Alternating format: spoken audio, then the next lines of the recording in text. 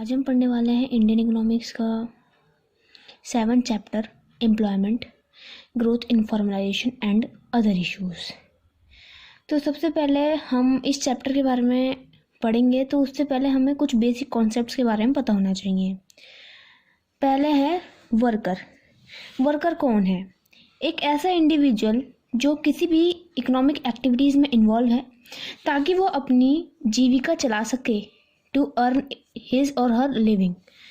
अपनी लिविंग को अर्न करने के लिए जो भी इंडिविजुअल किसी भी एक्टिविटी, इकोनॉमिक एक्टिविटी में इन्वॉल्व है, उसको हम कहते हैं वर्कर। जो वर्कर होता है वो अपनी प्रोडक्टिव एक्टिविटी से वो क्या करता है, जीडीपी को कंट्रीब्यूट करता है, मतलब अपना कंट्रीब्यूशन देता है जीडीपी में। जीडीपी का मतलब full form gross domestic product, ठीक है। The result of all this sectors, मतलब जो भी प्रोडक्ट आया तीनों सेक्टरों ने जो भी दिया, प्राइमरी, सेकेंडरी, टर्शरी, तो वो हमारा जीडीपी होता है। डिफाइन मैंने यहाँ पे लिख रखी है, जीडीपी का मतलब the money value of all goods and services produced during an year by 3 sectors, primary sector, secondary sectors and tertiary sectors. अब हमारा क्या है, जो वर्कर है उनमें कौन कौन से इंसान इंक्लूड होंगे?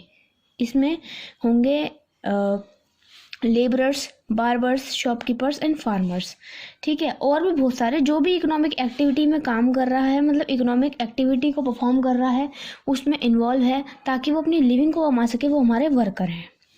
अब आती है हमारी लेबर फोर्स। लेबर फोर्स क्या होता है? तो वो सारे पर्सन्स जो काम कर रहे हैं और जो काम नहीं भी कर रहे हैं, जो काम मांग रहे हैं और जो काम के लिए अवेलेबल हैं, all those persons who are working, who are not working and who are seeking for a job, who are available for a work are included in labor force. labor force को हम कहते हैं employed plus unemployed, ठीक है। मतलब employed और unemployed दोनों हमारे labor force के अंदर आ जाएंगे। अब एक बात हमें समझने की जरूरत है कि लेबर फोर्स में हम कौन कौन से लोगों को इंक्लूड नहीं करते। अगर टोटल पॉपुलेशन में से, हमने ये बोला लेबर फोर्स का मतलब क्या है, एम्प्लॉयड प्लस अनएम्प्लॉयड, तो अगर हम टोटल पॉपुलेशन में से people who are unfit, old and handicapped, मतलब जो विकलांग हैं, जो ओल्ड हैं, जो काम नहीं कर सकते, अनफिट हैं, उनको हटा दें, plus people not willing to work, जो काम नहीं करना चाहते उनको भी हटा दो, plus people not available for work. Define में क्या था कि पीपल who are available for work, who are working, who are not working, who are seeking the job, तो वो सारे हमारे किस में इंक्लूड होंगे? लेबर फोर्स में। लेकिन अगर कोई बंदा काम ही नहीं करना चाहता तो उसको हटाओ, जो काम के लिए अवेलेबल ही नहीं है उसको भी हटाओ, जो फिजिकली अनफिट है उसको भी आप हटा दो। टोटल पॉपुलेशन में ये तीनों जब एक्सक्लूड होंगे तो हमारी लेबर फोर्स निकल के आएगी। अब इसी से एक छोटा सा कॉन्सेप्ट हमारा और है, labour force participation rate. The ratio of total labor force to total population known as labor force participation rate, मतलब पूरे पॉपुलेशन में से कितनी पॉपुलेशन लेबर फोर्स है उसका रेशो हम क्या कहते हैं? Labour force participation rate. उसके रेशो को हम लेबर फोर्स पार्टिसिपेशन रेट कहते हैं। The ratio of total labour force to total population known as labour force participation rate. Labour force पढ़ी, अब पढ़ते हैं वर्क फोर्स। लेबर फोर्स में क्या था? Employed plus unemployed. Work force में क्या है? All those persons who are actually employed at a particular point of time, यानी कि जो हमारे एम्प्लॉयड पर्सन्स हैं उसमें कौन थे लेबर फोर्स में? उसमें अनएम्प्लॉयड भी थे, बट इसमें खाली एम्प्लॉयड हैं। तो अगर हमें वर्क फोर्स की देखनी हो तो वर्क फोर्स का ये फॉर्मूला हम इस फॉर्मूले से निकाल सकते हैं। देखो, अनएम्प्लॉयड हमें अनएम्प्लॉयड फोर्स निकालनी है, तो लेबर फोर्स का फॉर्मूला क्या होता है? एम्प्लॉयड प्लस अनएम्प्लॉयड, है ना, और माइनस वर्क फोर्स में केवल एम्प्लॉय होते हैं, तो एम्प्लॉय से एम्प्लॉय कट क्या बचा? अनएम्प्लॉय, जो ये आ गया, है ना। तो इसे आप मैथमेटिकली ऐसे समझ सकते हो, अनएम्प्लॉयड का फॉर्मूला है labour force minus work force, मतलब जितनी लेबर फोर्स है उसमें से अगर हम वर्क फोर्स यानी एम्प्लॉयड पर्सन्स को घटा दें तो हमारे अनएम्प्लॉयड लोग निकल आएंगे। सिंपल सी बात है। अब आते हैं हम वर्कर पॉपुलेशन रेशो। जैसे कि हमने लेबर फोर्स पार्टिसिपेशन रेशो पढ़ी, अब हम वर्कर पॉपुलेशन रेशो पढ़ने वाले हैं। तो it refers to the ratio of number of workers to total population. Total population में से कितने लोग वर्कर्स हैं उसे कहते हैं हम worker population ratio. It is expressed in percentage में हम इसको एक्सप्रेस करते हैं।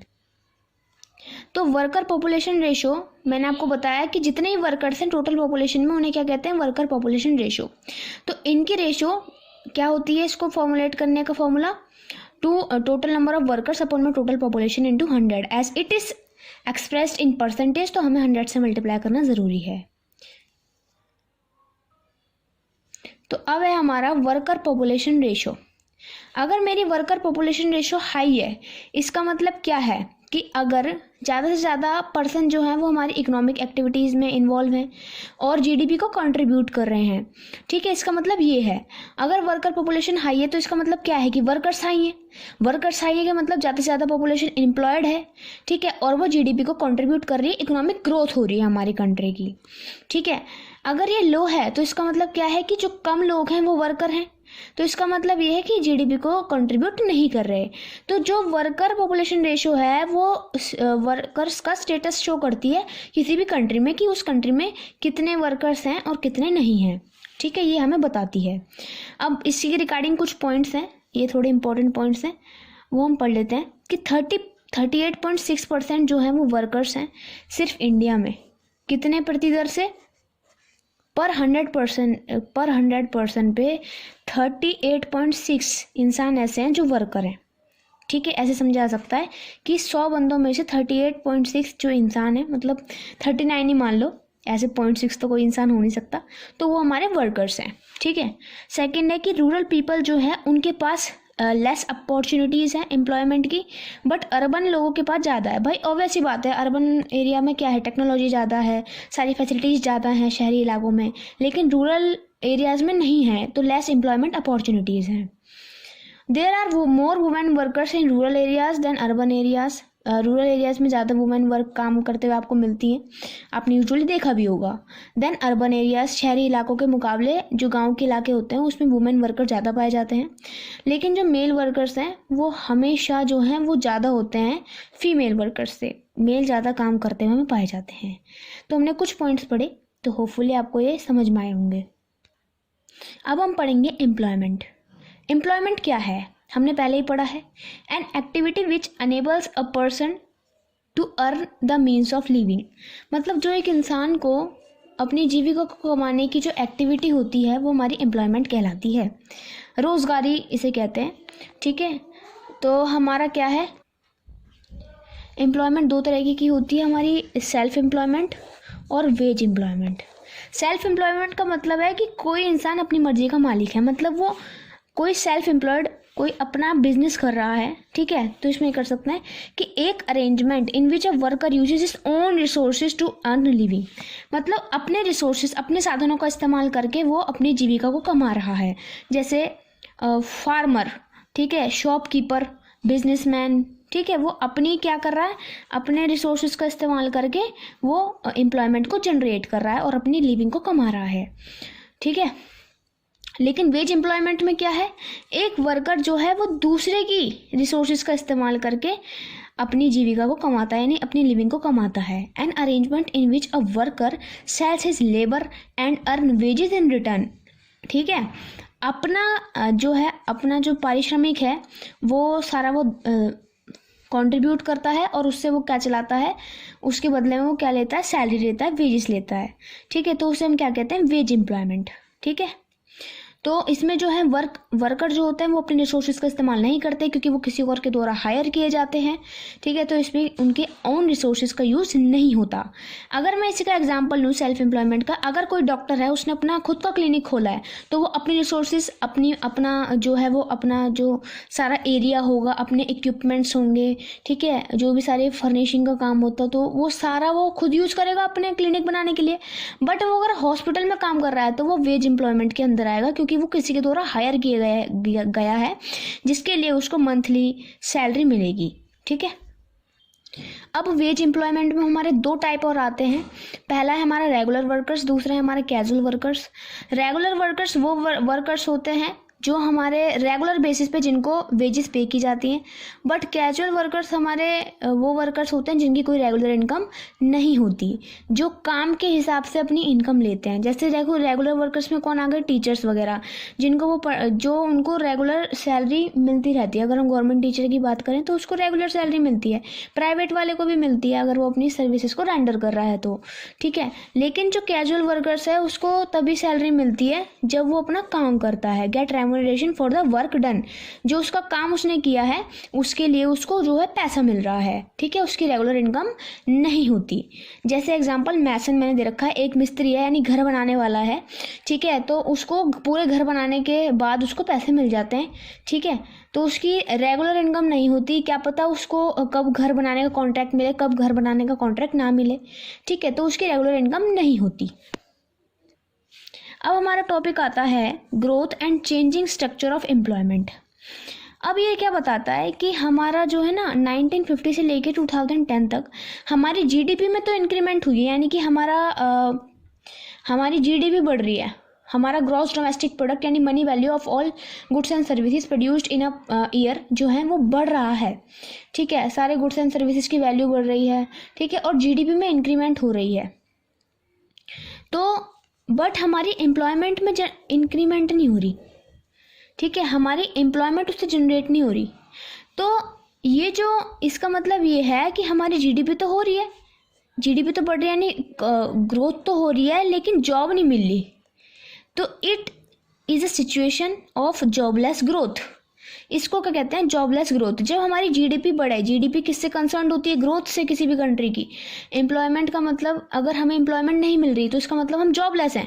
The gap between growth of GDP and employment was widening. मतलब अगर किसी भी कंट्री में जीडीपी तो बढ़ रही है बट हमारे को एम्प्लॉयमेंट अपॉर्चुनिटीज़ नहीं मिल रही, तो वो हमारा होता है जॉबलेस ग्रोथ। यहाँ पे मैंने ये जॉबलेस ग्रोथ की डिफाइन समझा रखी है। Jobless growth refers to a situation where the economy is able to produce more goods and services without increasing employment opportunities. वही बात, जीडीपी ग्रो कर रही है लेकिन किसी को जॉब नहीं मिल रही। अब है कैजुअलाइजेशन ऑफ वर्कफोर्स। तो कैजुअलाइजेशन का मतलब है कि वर्कफोर्स में से काफ़ी सारा हिस्सा कैजुअल वर्कर्स की ओर चढ़ लिया। मतलब काफ़ी सारा हिस्सा जो है वर्कफोर्स में से वो हमारा कैजुअल वर्कर्स के टुवर्ड्स शिफ्ट हो गया। The process of moving from self employment and regular salaried employment, मतलब जिनकी सेल्फ एम्प्लॉयमेंट है, जैसे खुद का बिजनेस है, शॉपकीपर, बिजनेसमैन, ठीक है, एंड रेगुलर सैलरीड एम्प्लॉय, जैसे टीचर्स हैं और भी जो लोग हैं जिनको रेगुलर सैलरी मिलती है, जो दुकानों पे काम करते हैं, ठीक है, टू कैजुअल वेज वर्कर्स। तो मतलब उनका शिफ्ट हो जाता है, मतलब जो भी सेल्फ एम्प्लॉयड हैं, जो भी रेगुलर सैलरीड एम्प्लॉय हमारे एम्प्लॉयज़ हैं, उनका जो शिफ्ट हो जाता है किसके टुवर्ड्स, कैजुअल वेज वर्कर्स के टुवर्ड्स। तो उसको कहते हैं हम कैजुअलाइजेशन ऑफ वर्कफोर्स। तो एक तरीके से जो लोग हैं वो कैजुअल वर्कफोर्स के टुवर्ड्स ज़्यादा अट्रैक्ट होते हैं, ठीक है। वैसे अट्रैक्ट की बात नहीं है, उनकी कुछ ना कुछ मजबूरी रहती है जिसकी वजह से उनको ऐसे करना पड़ता है, कैजुअलाइजेशन होता है। अब है इनफॉर्मलाइजेशन ऑफ इंडियन वर्कफोर्स से इम्पॉर्टेंट है। ये एक ऐसी सिचुएशन होती है जहाँ पर हमारी जो वर्कफोर्स है वो इनफॉर्मल सेक्टर के टुवर्ड्स मूव हो जाती है। इनफॉर्मल सेक्टर का मतलब होता है अनऑर्गेनाइज सेक्टर। अनऑर्गेनाइज सेक्टर का मतलब ये है कि जिसमें लोगों को कोई भी बेनिफिट्स नहीं मिलते, जैसे प्रोविडेंट फंड नहीं मिलता, ग्रेट्युटी नहीं मिलती, ठीक है, कोई भी मेडिकल फैसिलिटीज़ नहीं मिलती, और भी बहुत सारी जो अपॉर्चुनिटीज़ किसी भी एम्प्लॉय को दी जाती हैं वो सब नहीं मिलता। उन सब बेनिफिट्स से उनको वंचित किया जाता है। तो इसको हम कहते हैं इनफॉर्मल सेक्टर और अनऑर्गेनाइज सेक्टर, जिसमें 10 से उसके बारे में हम अभी आगे बात करने वाले हैं कि इसमें कितने लोगों की इन्वॉल्वमेंट होती है और कितने लोगों की नहीं है। तो अभी सिर्फ ये समझना हमें ज़रूरी है कि informalisation of Indian workforce. Informalisation का मतलब ये है कि हमारी ज़्यादा से ज़्यादा जो पॉपुलेशन है वो इनफॉर्मल सेक्टर के टुवर्ड्स मूव हो गई, ठीक है। तो अभी ये वाला मैंने पॉज किया क्योंकि अब हम ही इसके बारे में पढ़ने वाले हैं डिटेल में। तो आ गए हम, ये है फॉर्मल एंड ऑर्गेनाइज सेक्टर, जिसमें हमारे कितने 10 और मोर वर्कर्स काम कर सकते हैं। तो इसके अंदर कौन कौन से एंटरप्राइज आते हैं, पब्लिक एंड प्राइवेट दोनों आते हैं, जिसके अंतर्गत 10 से ज़्यादा लोग काम कर सकते हैं। 10 और 10 से ज़्यादा लोग काम कर सकते हैं। एंड जो वर्कर्स इस सेक्टर में काम करते हैं उनको कहते हैं फॉर्मल सेक्टर वर्कर्स से लिखा। वर्कर्स वर्किंग इन फॉर्मल या फिर organise sector known as formal sector workers. Informal sector का मतलब है जिसमें 10 से कम लोग काम कर रहे हैं, जिनको कोई भी रेगुलर इनकम नहीं मिलती, जिनको कोई भी प्रोटेक्शन नहीं मिलती गवर्नमेंट से, ठीक है, और जिनका जो हमारा एम्प्लॉयमेंट है वो हमारा वर्कर्स का जो एम्प्लॉयमेंट है वो हमारी मार्केट के नेचर पे डिपेंड करता है। तो अब आता है हमारा टॉपिक अनएम्प्लॉयमेंट का। अनएम्प्लॉयमेंट एक ऐसी सिचुएशन होती है जिसमें जो लोग हैं वो काम करना चाहते हैं और वर्क करने के लिए एबल भी होते हैं at the existing wage rate, but उन्हें काम नहीं मिलता। एट एग्जिस्टिंग वेज रेट वो काम करना चाहते हैं, ठीक है, एंड एबल टू वर्क भी हैं, बट उनको काम नहीं मिलता, ठीक है। और जो हमारे अनएम्प्लॉयमेंट का डाटा होता है वो 3 जो ये हैं अथॉरिटीज़, वो हमारे इनके थ्रू ये डाटा निकल के आता है। पहले हैं report of census of India, दूसरे हैं नेशनल सैंपल सर्वे ऑफिस, और तीसरी है directorate general of employment and training, DGET। अब हम पढ़ते हैं टाइप्स ऑफ अनएम्प्लॉयमेंट। ये हमने पहले ही पढ़ रखा है। पहला है डिस्गाइज्ड या फिर हिडन अनएम्प्लॉयमेंट। ये एक ऐसी सिचुएशन होती है जिसमें एक वर्क को करने के लिए जितने पर्सन रिक्वायर्ड हैं उससे ज़्यादा पर्सन उस वर्क में लगे हुए हैं। जैसे अगर कोई भी चीज़, अगर कोई खेती करने के लिए 5 लोगों की ज़रूरत है बट उसी काम में 7 लोग लगे हुए हैं, तो वो डिस्गाइज्ड अनएम्प्लॉयमेंट कहलाएगी, ठीक है। और जो सीजनल अनएम्प्लॉयमेंट है वो होती है कि सीज़न के हिसाब से कैसी अनएम्प्लॉयमेंट आ रही है। किसी सर्टेन सीज़न में अनएम्प्लॉयमेंट होना हमारी सीजनल अनएम्प्लॉयमेंट कहलाती है। जैसे एग्रीकल्चर में है, सर्टेन सीज़न में अनएम्प्लॉयमेंट हो जाती है, सर्टेन सीज़न में एम्प्लॉयमेंट हो जाती है। कभी काम मिल जाता है, कभी नहीं मिलता। जब नहीं मिलता तो सीजनल अनएम्प्लॉयमेंट है। अब आती है हमारी ओपन अनएम्प्लॉयमेंट। ओपन अनएम्प्लॉयमेंट का मतलब एक इकोनॉमिक फिनोमेना जिसमें जो लोग हैं वो काम करना चाहते हैं और काम करने के लिए एबल भी हैं बट उनको काम नहीं मिलता। वो ये बिल्कुल सेम डिफाइन है अनएम्प्लॉयमेंट की, वो ये बिल्कुल ओपन अनएम्प्लॉयमेंट। तो it is called open because it can be counted in terms of number, मतलब नंबर के टर्म में हम इसे काउंट कर सकते हैं कि कितने लोग अनएम्प्लॉयड हैं। कारण क्या क्या होते हैं बेरोजगारी के, अनएम्प्लॉयमेंट के, कि भाई इकोनॉमिक ग्रोथ स्लो है, पॉपुलेशन बहुत ज़्यादा तेज़ी से बढ़ रही है, एग्रीकल्चर अंडर डेवलप्ड है, कोई इरिगेशन फैसिलिटीज़ नहीं है, स्लो ग्रोथ है इंडस्ट्रियल सेक्टर की, ठीक है, कॉटेज इंडस्ट्री का डिक्लाइन हो रहा है। अगर डिक्लाइन हो रहा है तो क्या होता था पहले, मतलब उसका ख़त्म होती जा रही है cottage and small scale industries. पहले उसमें मतलब जब लोग उसमें हमारे लगे हुए होते हैं, इनमें काम कर रहे होते हैं, तो एम्प्लॉयमेंट भी जनरेट हो रही होती है क्योंकि ज़्यादा से ज़्यादा लोग इसी में काम करते हैं, ठीक है। बट अब ये ही ख़त्म होती जा रही है तो भाई उनको काम कहाँ से मिलेगा, तो इस वजह से अनएम्प्लॉयमेंट हो रही है। लो कैपिटल फॉर्मेशन, लोगों के पास पैसा ही नहीं होगा तो वो कहाँ पे इन्वेस्ट करेंगे ये बताओ। और पैसा कहाँ से आएगा, जब वो कमाएंगे, जब वो रोज़गार होंगे, जब उनको रोज़गार मिलेगा। जब वो ही नहीं मिल रहा यानी वो अनएम्प्लॉयड है, तो कहाँ से वो जो प्रॉफिट्स कमाएंगे यानी उन प्रॉफिट्स को इन्वेस्ट करके, री इन्वेस्ट करके वो क्या करेंगे, कैपिटल फॉर्म करेंगे, यानी अपना री इन्वेस्टमेंट करके प्रॉफिट कमाएंगे। कहाँ से कमाएंगे जब तक उनके पास वो अनएम्प्लॉयड है। तो अब हमारा आता है कि गवर्नमेंट ने कौन से ऐसे स्टेप्स उठाए ताकि एम्प्लॉयमेंट जनरेशन हो सके। तो ये हमने चैप्टर 4 पॉवर्टी में भी पढ़ा है। अब भी हम एक शॉर्ट रिकैप ले लेते हैं इनका। गवर्नमेंट ने 2 तरीके के एम्प्लॉयमेंट जनरेशन प्रोग्राम का स्टार्ट किया था, सेल्फ एम्प्लॉयमेंट प्रोग्राम और वेज एम्प्लॉयमेंट प्रोग्राम।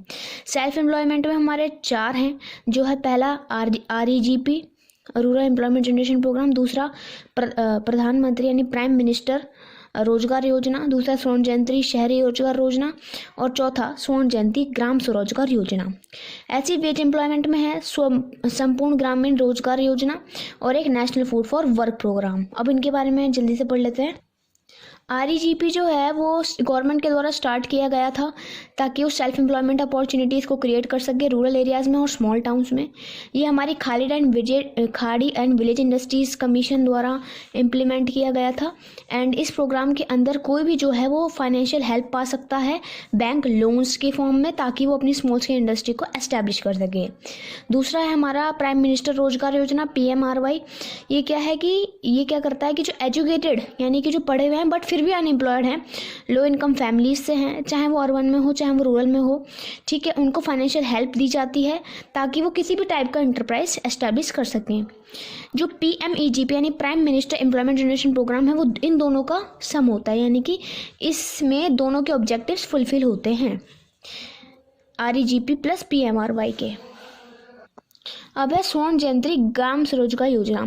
तो इसका मतलब है एम्प्लॉयमेंट अपॉर्चुनिटीज को क्रिएट करना, both for self employment as well as for wage employment in urban areas, शहरी इलाकों में। फिफ्थ है स्वर्ण जयंती ग्राम स्वरोजगार योजना। It aims at promoting micro enterprises, मतलब माइक्रो एंटरप्राइजेस को प्रमोट करो, ठीक है, पुअर फैमिलीज को असिस्ट करो, उनकी हेल्प करो, ठीक है, और उनको पॉवर्टी लाइन से ऊपर लाओ by establishing self help groups. स्वयं सहायता संघ की एस्टेब्लिशमेंट करो। सेल्फ हेल्प ग्रुप्स होते हैं, जैसे 25 से 30 जो वुमेन होती हैं, ठीक है, महिलाएं होती हैं, वो अपना कुछ ना कुछ अपनी जो सेविंग्स होती हैं उनको एक जगह पूल करते हैं, वो उनको इकट्ठा करते हैं, एंड जब भी किसी भी मेंबर को ज़रूरत होती है वो उसको लोन्स के रूप में at a very low rate of interest उनको दे सकते हैं ईजीली। उनको कहीं बैंक से लोन लेना नहीं पड़ता, ना ही कोई भी फॉर्मेलिटी पूरी करनी पड़ती। अब आते हैं हमारे वेज एम्प्लॉयमेंट जनरेशन प्रोग्राम, जिसमें आता है हमारा संपूर्ण ग्रामीण रोजगार योजना। ये जो स्कीम है वो प्रोवाइड करती है additional and supplementary wages employment bye undertaking, मतलब उनके में क्या है, वेज एम्प्लॉयमेंट जनरेशन प्रोग्राम है तो वेजेस प्रोवाइड की जाती हैं in the form of food and shelter. यहाँ पे हम क्या कर रहे हैं, जो फूड एंड शेल्टर की फॉर्म में हम वेजेस की पेमेंट कर रहे हैं, मॉनेटरी टर्म में नहीं कर रहे। National food for work programme, ये फेमस है, ठीक है, 2004 में है हमारा लॉन्च हुआ था with the objective of employment generation, wage employment programme है ये, एंड इसको बाद में इनकॉर्पोरेट किया गया था in Mahatma Gandhi National Rural Employment Guarantee Act, MG NREGA के नाम से हम इसे फेमस करते हैं, जो 2005 में हो गया था हमारा ये इनकॉर्पोरेट, ठीक है, जिसका क्या एम है, which aims at enhancing the livelihood securities, enhancing the livelihood securities of people in rural areas, मतलब उनकी जो है लिविंग, जो भी हमारी लिविंग रिलेटेड जो भी हमारी नीड्स हैं उनसे हमारा ये फुलफिल करता है, ठीक है, एंड 100 डेज़ की गारंटी देता है कि आपको 100 डेज़ की वेज एम्प्लॉयमेंट मिलेगी एक फाइनेंशियल ईयर में। ये है हमारा MG नरेगा के बारे में। तो यहाँ पे हमारा ये चैप्टर ख़त्म हो जाता है पूरा, ये हमारा चैप्टर है टर्म 2 का जो है एम्प्लॉयमेंट, ठीक है, वो हमारा ये ख़त्म हो जाता है, एंड होपफुली आपको ये अंडरस्टूड होगा।